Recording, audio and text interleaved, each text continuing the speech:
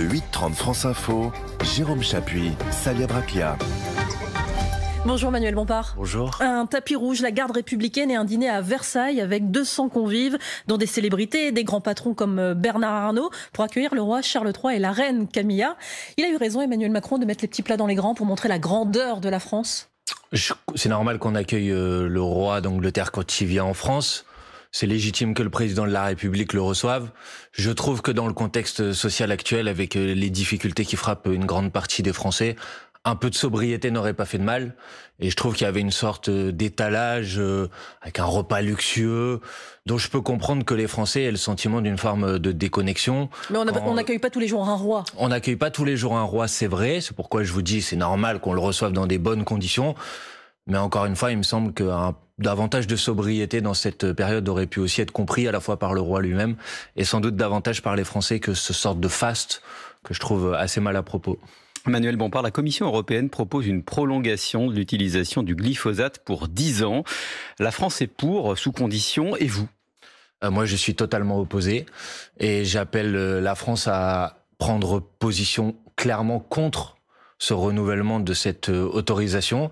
D'abord parce que le glyphosate a été en 2015 jugé cancérigène probable par l'Organisation mondiale de la santé, parce qu'un certain nombre de chercheurs français, en particulier de l'INSERM, disent qu'il y a des risques sanitaires très importants liés au glyphosate. Et je voudrais rappeler ici... Et vous entendez aussi les agriculteurs, certains agriculteurs qui disent « mais on n'a pas le choix en fait ». Oui, mais je voudrais justement rappeler ici que le président de la République, Emmanuel Macron, en 2017... avait pris un engagement très clair qui était de dire que sous 3 ans, la France devait sortir du glyphosate et qu'il allait préparer des alternatives et aider à ce que les alternatives existent pour les agricultrices et les agriculteurs. Donc je comprends qu'il puisse y avoir une difficulté, mais comprenez aussi que les risques sanitaires que pose ce produit pour les Françaises et les Français sont intolérables et inacceptables. Mais si on l'arrête du jour au lendemain, parce que mais c'est pas 2017, du jour au lendemain. Non, mais depuis 2017, il y a eu des avancées. Le glyphosate est interdit aux particuliers depuis 4 ans, par exemple. D'accord, mais c'est pas du jour au lendemain. Les agriculteurs l'utilisent sous condition. Alors vous faites quoi? Vous dites quoi à ces agriculteurs qui disent mais moi je peux plus produire? Et vous direz quoi aux Français qui auront un cancer? Vous leur direz qu'ils ont un cancer sous condition? Vous voyez bien le problème que ça pose. Dites pas du jour au lendemain. Ça fait depuis 2017 que le président de la République lui-même a pris un engagement. C'est bien que lui-même reconnaît la dangerosité de ce produit. Depuis 2017, on a eu le temps de faire exister, de faire progresser les alternatives. Donc, on fait rien, et après on nous dit, comme on n'a pas d'alternative possible, il faut le renouveler pour 10 ans. Mais ça veut dire quoi? J'appelle la France à prendre une position très claire, qui est une position de rejeter cette demande d'autorisation supplémentaire pour 10 ans. Ça veut dire quoi, cette position de la Commission européenne, selon vous? C'est la victoire des lobbies? Clairement, je rappelle que le glyphosate est notamment le produit utilisé dans le fameux produit Roundup de Bayer-Monsanto. Et tout le monde sait que les lobbies des pesticides au niveau européen utilisent des moyens financiers considérables pour peser sur les décisions politiques. Je pense effectivement que le travail de lobbying de ce grand groupe Bayer-Monsanto a porté ses fruits. Et c'est pourquoi je souhaite que, encore une fois, la France prenne une position, que c'est une position extrêmement claire sur le sujet. Emmanuel Bompard, les distributeurs l'ont dit hier, ils refusent tout net de vendre à perte leur carburant. Est-ce que selon vous, il manque de solidarité face à l'inflation? Non mais attendez, d'abord, il faut dire que la mesure qui a été proposée par la Première ministre est une plaisanterie dangereuse et qui ne fonctionne pas. À la preuve, l'ensemble des distributeurs l'ont rejetée. Elle est dangereuse parce que je rappelle qu'il y a un réseau de petites stations-service dans ce pays qui, eux, ne sont pas liés à des grands groupes pétroliers, donc ne se font pas, comme le fait par exemple le groupe Total, des profits extraordinaires en amont de la chaîne, notamment au moment du raffinage. Et si vous permettez à la grande distribution, par exemple, de vendre à perte, vous créez une forme de concurrence déloyale. Il y avait l'idée d'une compensation qui aurait pu être versée alors ça, c'est extraordinaire. À ces stations-service, c'est 5800 stations-service indépendantes. Bon, c'est quand même extraordinaire. Vous allez leur mettre le couteau sous la gorge et après vous leur dire non, on va vous aider. La vente à perte, si elle est interdite dans ce pays depuis 60 ans, c'est précisément parce que ça permet des situations de concurrence déloyale. Il faut que les gens qui nous écoutent le comprennent. La grande distribution, par exemple, peut utiliser les carburants comme un produit d'appel, vendre à perte les carburants et compenser ce qu'ils perdent sur les carburants dans ce qu'ils vont vendre à l'intérieur du supermarché. Bon, là, clairement, ils veulent pas le faire. Alors, qu'est-ce qu'on fait, justement, face au prix des carburants qui grimpent ? C'est la bonne question. D'abord, on sort de la logique d'incantation et de demande. S'il vous plaît, les industriels, faites un effort. Il faut sortir de cette logique. Je rappelle que le ministre de l'économie et des finances dans ce pays, il n'est pas là là pour faire la manche. Mais ça fait pas baisser les prix. Qu'est-ce que vous dites alors? Il faut bloquer les prix, ça? Bien sûr, il faut bloquer les prix. Un article du Code du commerce permet de prendre de manière exceptionnelle et temporaire dans des périodes de crise des mesures de blocage des prix. On bloque à combien? Parce que là, c'est près de 2 €. On bloque les prix au prix auquel était le carburant avant qu'il commence à exploser. Mais vous voyez bien que le sujet il est extérieur à la France, puisqu'en fait, les prix augmentent parce que le pétrole augmente, parce que l'Arabie Saoudite, notamment, a baissé sa production. Non, ce n'est pas vrai ce que vous êtes en train de dire. Bah si, le cours du pétrole augmente. Tout le monde sait que les marges des raffineurs ont été multipliées par 4 ces derniers mois. Vous êtes d'accord avec les chiffres que je suis en train de vous indiquer? La marge était autour de 25 € la tonne. Aujourd'hui, c'est autour de 100. Donc, vous voyez bien que la responsabilité dans l'augmentation des prix, et c'est le cas sur le carburant, comme c'est le cas sur les produits alimentaires, donc vous vous adressez à Total, elle est liée à la marge. Donc, il faut des mesures de blocage des prix et des mesures de blocage des marges. Voilà ce qu'il faut faire. Et quand on fait ça, quand on bloque les prix, on oblige les industriels à prendre leur part dans l'effort de solidarité qui est nécessaire aujourd'hui. Mais vous voyez bien que Total, par exemple, plafonne le prix du litre dans ses pompes à 1,99 €. Mais c'est insuffisant. Et je veux dire, vous pouvez, si vous voulez, saluer les efforts de Total. Il faut un geste. Oui, non, mais d'accord, mais la vérité, c'est que Total a fait l'année dernière un bénéfice qui est un bénéfice inédit dans l'histoire, le plus gros bénéfice qui n'a jamais été réalisé par Total. Total ne les fait pas en France, ils les font à l'étranger, dans les pays producteurs de pétrole. Non, pas seulement, ils le font dans les pays producteurs de pétrole. Ils n'arrêtent pas de dire qu'ils gagnent peu d'argent sur la distribution en France. Ils le font dans les pays producteurs de pétrole, et ils le font au moment du raffinage. Mais sauf erreur de ma part, le carburant qui est vendu en France, il a bien été raffiné avant, et il correspond bien à du pétrole qui a été extrait quelque part. Donc c'est bien au moment de la vente du carburant que à la fin la chaîne de bénéfices qui s'est faite tout au long. Ils vendent pas qu'en France, c'est ça que j'essaie. Mais je suis d'accord avec vous qu'ils ne vendent pas qu'en France. Mais qu'est-ce que vous voulez faire? C'est eux qui vont faire la loi et qui vont décider. Comment vous pouvez accepter l'idée que d'un côté vous avez des Français qui tirent la langue, qui galèrent, qui n'arrivent pas à finir les fins de mois, qui n'arrivent pas à remplir leur plein d'essence, et de l'autre côté un grand groupe qui se gorge de bénéfices, qui verse des dividendes records à ses actionnaires? C'est inacceptable. Donc il faut. Vous écoutez Patrick Pouyanné, il dit nous on paye des impôts, on paye 200 millions d'impôts sur les sociétés en France, on reverse, on fait des augmentations de salaire à nos salariés, des primes. Qu'est-ce qu'on doit faire de plus? On plafonne le carburant. Qu'est-ce qu'ils doivent faire de plus? Ils doivent partager davantage. Parce que très bien, M. Pouyanné paye peut-être des impôts en France cette année. Ça n'a pas toujours été le cas dans les années précédentes, je voudrais le rappeler ici. Mais il verse aussi des dividendes records à ses actionnaires. Et il me semble que c'est quand même une mesure de justice social élémentaire de dire que vous pouvez pas avoir à la fois une très grande majorité de la population qui tire la langue et de l'autre côté quelques actionnaires triés sur le volet qui s'en mettent plein les poches. Donc il faut des mesures qui permettent de passer par la loi.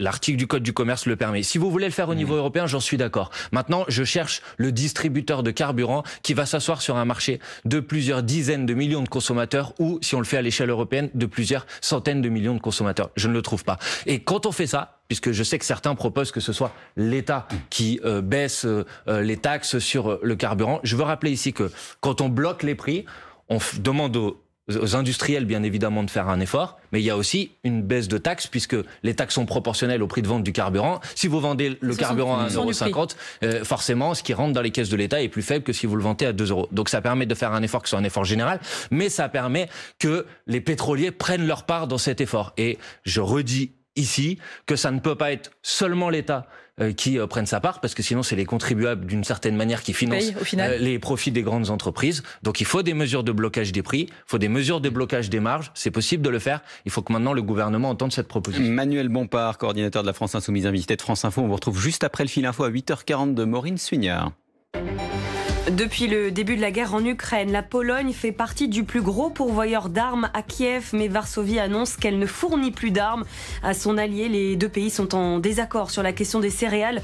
La Pologne a interdit ses importations pour protéger son marché. Un signal encourageant se satisfait l'AP-HP. L'Assistance publique des hôpitaux de Paris va pouvoir ouvrir 400 lits de plus d'ici la fin de l'année. Et cela grâce à des recrutements supplémentaires d'infirmiers. La direction a mis en place plusieurs mesures, comme le doublement des logements logements disponibles et le remboursement total des titres de transport. L'entourage de la maire de Lille se dit serein après l'ouverture d'une enquête préliminaire pour corruption contre Martine Aubry. Enquête qui fait suite à un signalement de Violette Spielbout, adversaire de Martine Aubry aux dernières municipales. Elle affirme qu'un emploi a été attribué à une boxeuse en échange de son soutien public. Un adversaire normalement de taille pour le 15 de France, les Bleus face à la Namibie pour leur 3e match de poule pour la Coupe du Monde de rugby. Coup d'envoi à 21h à Marseille. La Namibie a participé 7 fois à la compétition et a perdu tous ses matchs. France Info. Le 8-30 France Info, Jérôme Chapuis, Salia Braclia. Toujours avec Manuel Bompard, coordinateur de la France Insoumise. Vous n'étiez pas à la réunion autour de la Première ministre sur la planification écologique. Elle avait réuni pourtant tous les chefs de parti, tout le monde sauf vous. Qu'est-ce que vous répondez à ceux qui disent que votre attitude est irresponsable ? D'abord, je veux leur rappeler que la planification écologique, en l'occurrence, c'est une proposition que l'on défend avec Jean-Luc Mélenchon depuis plus de 10 ans. Alors pourquoi ne pas y être allé ? Tout simplement parce qu'il ne s'agissait pas d'un moment de débat, mais un moment de présentation du plan préparé par le gouvernement à huis clos. Où on était là en quelque sorte pour servir de public, pour regarder le PowerPoint présenté par la Première ministre. C'est pas important d'être tenu au courant Non, je vais vous dire, vous validez pas le dialogue ? Dans notre pays, je rappelle qu'il y a des institutions et que le débat démocratique, il s'organise dans ses formes institutionnelles. Le débat démocratique, il s'organise à l'Assemblée nationale, le débat démocratique, il s'organise au Sénat, et le débat démocratique ne s'organise pas à huis clos entre chefs de parti qui sont là pour commenter les annonces de la Première ministre. Et je pense que ces opérations de communication permanente, on a eu les 12 heures du président de la République, sont une volonté permanente de contourner le débat dans ses formes institutionnelles dans laquelle je ne me retrouve pas. Non, mais ça peut être juste de l'information. D'ailleurs, vos collègues écologistes ont dit c'était un constat très complet, très lucide, assez inédit. C'est ce que dit Marine Tourdelier. Si c'est juste de l'information, elle peut nous envoyer un mail, elle peut faire une conférence de presse que tout le monde peut consulter. Il n'y a pas besoin d'être à huis clos dans une réunion secrète où on a l'impression que, en quelque sorte, il va y avoir des sortes de compromis qui se font en dehors du regard des Françaises et des Français. Moi, c'est pas ma conception de la démocratie, tout simplement. Manuel Bompard, la présidente LR. Je vais quand même, excusez-moi, on va y venir, mais je veux quand même dire, parce que, ok, vous m'avez interrogé sur la forme, mais il y a quand même... Non, sur le fond, 10 milliards d'euros sur la table. On va avoir l'occasion d'y revenir. Oui, mais bon, 10 milliards d'euros sur la table. Oui, là où, par exemple, monsieur Pisani-Ferry, qui a fait le programme présidentiel d'Emmanuel Macron en 2017, dit que si on veut être à la hauteur de l'urgence climatique, il faut autour de 30 milliards d'euros sur la table. Pardon, 10 milliards de la part de... Ce que dit Jean Pisani-Ferry, c'est 10 milliards de la part de l'État et 20 milliards du côté des entreprises. Donc 10 milliards, quand l'État met 10 milliards sur la table, c'est conforme à ce que préconise Jean Pisani-Ferry. Pas du tout. D'ailleurs, M. Pisani-Ferry lui-même dit que, par exemple, pour pouvoir financer cet effort énorme qu'il faut faire en direction de la transition écologique, il faut introduire une forme de fiscalité sur les plus riches. C'est aussi ce que dit M. Pisani-Ferry, et je ne crois pas que ça soit dans les propositions de la Première ministre. J'ai compris que vous vouliez passer à autre chose, mais je veux juste dire quelque chose. Cette planification écologique, d'abord, elle est insuffisante du point de vue des objectifs qu'elle se fixe. Elle fixe un objectif de réduction des émissions de gaz à effet de serre compris entre 50 et 55%. Si on veut respecter les accords de Paris, tous les scientifiques vous disent qu'il faut réduire les émissions de gaz à effet de serre entre 65 et 70% d'ici à 2030. Et ensuite, c'est un couteau sans lame parce qu'elle ne prend pas de mesures contraignantes et notamment, elle ne conditionne pas les 200 milliards d'euros que donne l'État aux entreprises en aide aux entreprises. Elle ne les conditionne pas à des objectifs climatiques. Donc, à mon avis, c'est encore une fois un exercice de communication. Voilà, ça me paraissait important de dire quelques mots sur le fond. Et c'est dit. Manuel Bompard, autre question de fond, faut-il régionaliser le SMIC, comme le propose Valérie Pécresse, la présidente LR de la région Île-de-France, qui veut créer un SMIC régional, augmenter de 9% par rapport au SMIC actuel, pour tenir compte du niveau de vie? Alors, augmenter le SMIC, j'y suis favorable. Le régionaliser, j'y suis totalement défavorable. 9% en Île-de-France. Oui, ça amène... Ça coûte plus cher de vivre en Île-de-France. Si vous appliquez cette augmentation de 9% en Île-de-France, vous allez amener à peu près le SMIC à 2 000 € brut, c'est-à-dire à 1 600 € net.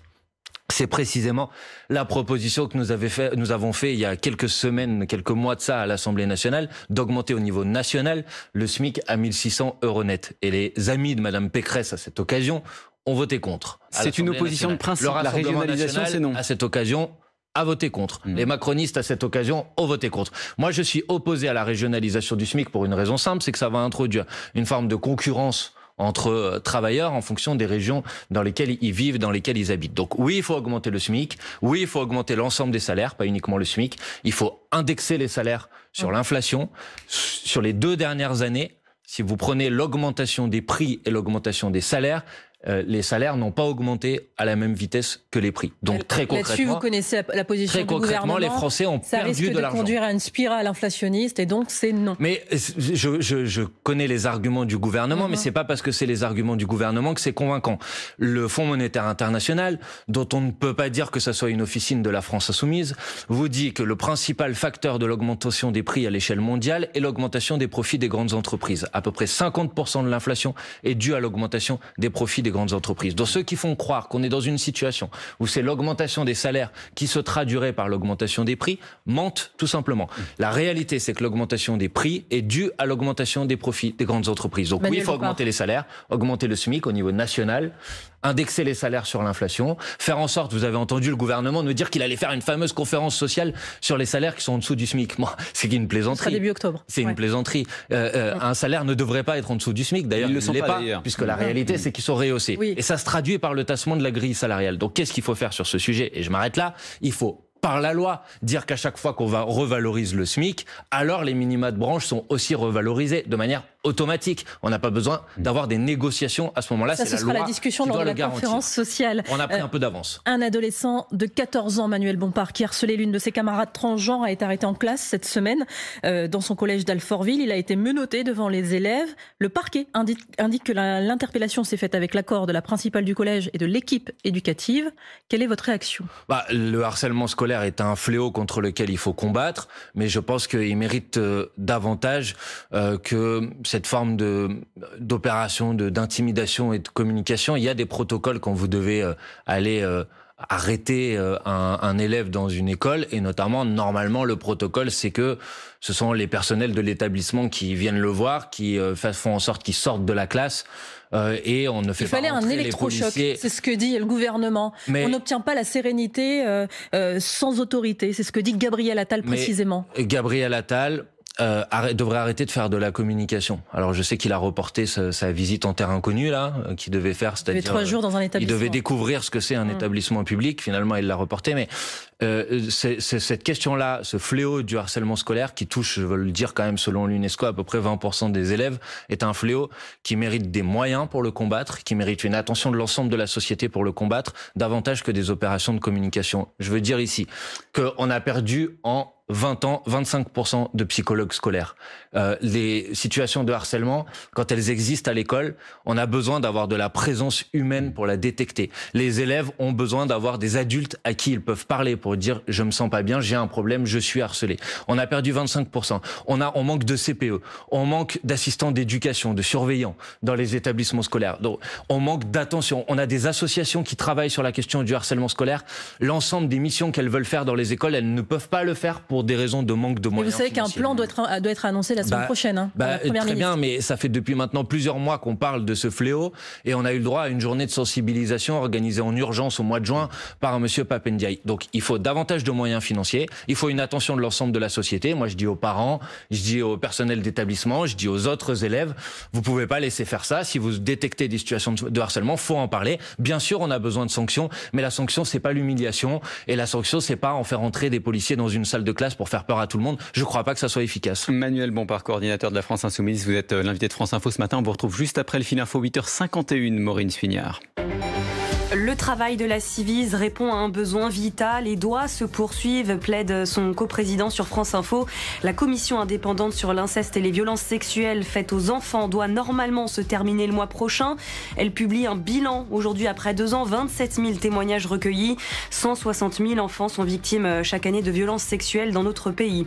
C'est une première. Ce matin, Charles III prononce un discours au Sénat devant des parlementaires. Puis le monarque britannique sera avec Emmanuel Macron sur le parvis de la cathédrale Notre-Dame de Paris, suite de cette visite d'État de 3 jours en France qui doit réchauffer les relations diplomatiques entre les deux pays. Reporters sans frontières exprime un très grand soulagement. Après 39 heures de garde à vue, Ariane Lavrieux a été remise en liberté. La journaliste du média Disclose a publié il y a 2 ans un article sur un possible détournement par l'Égypte d'une opération de renseignement française. Le ministère français des Armées a porté plainte pour la violation du secret défense. La Drôme, l'Ardèche, l'Isère et l'Ain en vigilance orange dès 16h pour des risques de pluie et d'inondation, dit Météo France. France Info. Le 8-30 France Info, Jérôme Chapuis, Salia Braclia.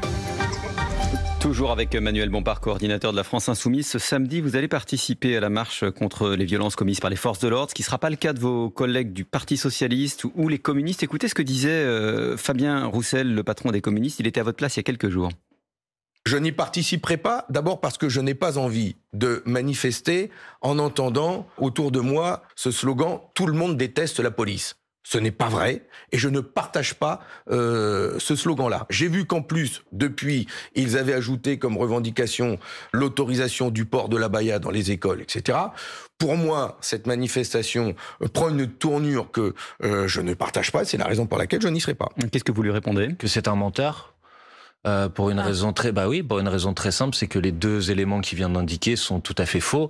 Le texte d'appel à cette manifestation, qui est une marche pour la liberté, pour la dignité, ne comprend ni le slogan « Tout le monde déteste la police ». Il dit qu'on l'entend souvent dans ce type de manifestation. C'est pas ce qu'il a dit. Ni la défense du port de l'abaya ou je ne sais quoi, comme il vient de le dire. Donc le Parti communiste a le droit de ne pas participer à cette manifestation. Mais par contre, il n'a pas le droit de caricaturer les mots d'ordre de ceux qui y participent. Cette manifestation, c'est une manifestation pour la liberté, pour les libertés. C'est une manifestation effectivement contre les violences policières, contre le racisme dans la police, et c'est une manifestation pour la justice sociale. Un élu de la République ne devrait pas participer à une manifestation où on entend tout le monde déteste la police. Je vais d'abord en profiter, et j'appelle toutes celles et ceux qui nous écoutent à venir manifester. Il y a des points de rendez-vous dans toute la France. À Paris, ça sera au départ de Gare du Nord. Personnellement, je manifesterai à Marseille, au départ de la Porte d'Aix. Vous pouvez aller voir partout les points de rendez-vous pour aller manifester. Mais votre responsabilité dans tout ça, Manuel Bompard, ma responsabilité... Si on crie autour de vous, tout le monde déteste la police. Vous quittez le cortège ou pas? Non, je connais cette... Mais vous détestez la police? Non. Mais quand des policiers ont manifesté devant l'Assemblée nationale et ont dit le problème de la police c'est la justice, je remarque que vous n'avez pas demandé aux élus qui étaient présents, dont M. Darmanin, Mme Le Pen, M. Roussel, on les a questionnés a posteriori, s'ils allaient quitter la manifestation. Que les choses soient claires, vous avez parlé de ma responsabilité. Ma responsabilité, c'est de lutter contre une distance, une fracture qui s'installe entre la police et une partie de la population. Et s'il y a cette distance et s'il y a cette fracture, il y a des raisons. Vous pouvez vous offusquer des slogans. La vérité, c'est que s'il y a ce type de slogan, c'est qu'il y a des problèmes dans l'organisation de la police aujourd'hui et dans le rapport entre la police et une partie de la population. Quand le défenseur des droits dit qu'une personne noire ou arabe a 20 fois plus de chances d'être contrôlée qu'une personne blanche, c'est un problème. Et la responsabilité du politique, c'est pas de fermer les yeux, c'est d'y répondre. Et la responsabilité du politique, est-ce que c'est de généraliser? Quand l'ONU, que vous allez peut-être dire qu'il généralise, quand l'ONU dit qu'il y a un problème, un rapporteur spécial de l'ONU, un problème structurel de racisme dans la police en France, est-ce que l'ONU généralise? Non, l'ONU dit qu'il y a un problème structurel de racisme dans la police. Donc notre responsabilité politique, c'est d'en parler. Et puisque vous m'avez interrogé tout à l'heure sur les grandes concertations organisées par Madame la Première ministre ou Monsieur le Président de la République, sachez que moi j'ai parlé au Président de la République de cette question, du problème du racisme, du problème des violences policières, du nombre de personnes qui sont mortes dans ce pays suite à des refus d'obtempérer. Le Président de la République a effacé cette partie du compte-rendu qu'il a fait de notre réunion. Ils ne veulent pas parler de ce sujet. Et pour eux, cette question-là, elle est taboue. Et donc, il y a besoin d'une mobilisation populaire pour dire on n'accepte pas cette situation et on veut que ça change. On veut une réforme en profondeur de la police. On veut un changement de la loi de 2017 sur la manière avec laquelle les policiers peuvent utiliser les armes. Et on veut enfin un plan de lutte contre le racisme dans la police. Voilà ce qu'il faut faire et ça fait partie, ça c'est les vrais mots d'ordre de la manifestation de samedi et j'appelle toutes celles et ceux qui nous écoutent à y participer. Il y a des élections ce dimanche, les élections sénatoriales. Est-ce que vous souhaitez le succès de vos partenaires de la NUPES, les écologistes, les socialistes, les communistes qui présentent des candidats? Si vous permettez, puisque je représente ici la France Insoumise et la France Insoumise sera présente aux élections sénatoriales dans l'ensemble des départements. Et d'abord, je félicite les candidats de la France Insoumise et j'appelle au contraire les grands électeurs à appuyer leur liste. C'est les candidats de la France Insoumise dans cette élection sénatoriale qui portent le programme de la NUPES. Donc si vous êtes attaché au programme de la NUPES... Ah, donc pas vos partenaires écologistes, socialistes et communistes? Non, ils ont refusé de... Pas voter pour eux, quoi. Non, mais ils ont refusé de porter... Non, mais vous n'allez pas me reprocher de défendre les candidats de l'organisation politique. Sur papier, vous êtes oui, mais ils sont les uns contre les autres, là, ça vous aura pas échappé. Donc oui, c'est la fin de la NUP? Non, attendez.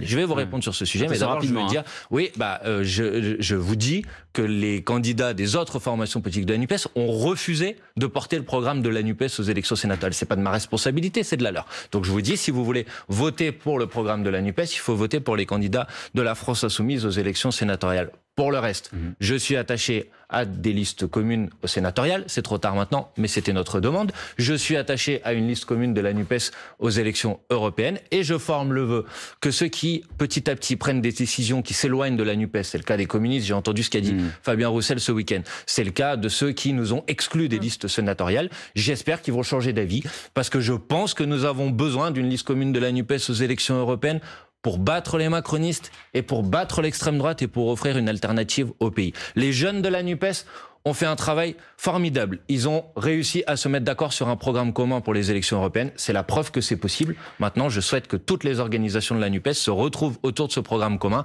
pour qu'on puisse avancer vers cette liste commune. Manuel Bompard, merci. Vous étiez l'invité du 8h30 France Info ce matin.